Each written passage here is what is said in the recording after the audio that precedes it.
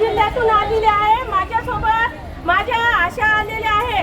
पण आम्ही जेव्हा दिवाळीच्या याच्या संपात बसलो तेव्हा शासनानं अशी दखल घेतलीला जी असं दाखवलं आपल्याला का आशांना 7,000 रुपये वाढ, 2,000 रुपये बोनस आणि गटप्रवर्तकांना 10,000ची वाढ आणि आशाची दिवाळी मोठी गोड उत्सवात साजरी होणार. पण काय आशाला काहीच नाही.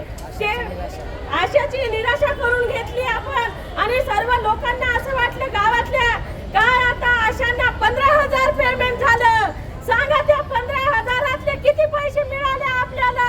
आणि गावातल्या लोकांना असं वाटू राहिलं का बा हे आशा काम करत आहे, आशा फुकट काम नाही करत आहे. आशाला तर 15,000 रुपये मानधन आहे. अहो 15,000 काय 15,000तले 15 पैसे सुद्धा मिळाले नाही आपल्याला.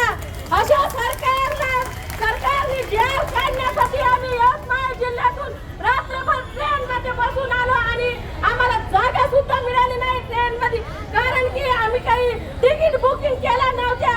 अशा माझ्या सर्व महाराष्ट्रातील आशांची एवढी व्यथा झाली असेल. कारण की माझ्या आशाची काही सोय झाला सुद्धा नसून सुद्धा माझ्या आशा भगिनी ज्या काळा या देवेंद्र फडणवीसच्या एकनाथ शिंदेच्या वाढदिवसानिमित्त मुंबईला आल्या. अशा आल्या मुंबईला का माझ्या हक्काचं मला काहीतरी मिळेल यासाठी माझ्या आशा महाराष्ट्रातून पूर्ण आल्या. कारण की पत्रात माझ्या आशाच्या काहीतरी पडणार, जीआर मिळणार. आमच्या घराची पर्वा न करता, आमच्या जीवाची पर्वा न करता माझ्या आशा इथं आल्या. इन्क्लाब जिंदाबाद, जिंदाबाद. हम भारत की नारी है, भूल चिंगारी है. अरे असा कसा देत नाही, याच्याशिवाय राहत नाही. असा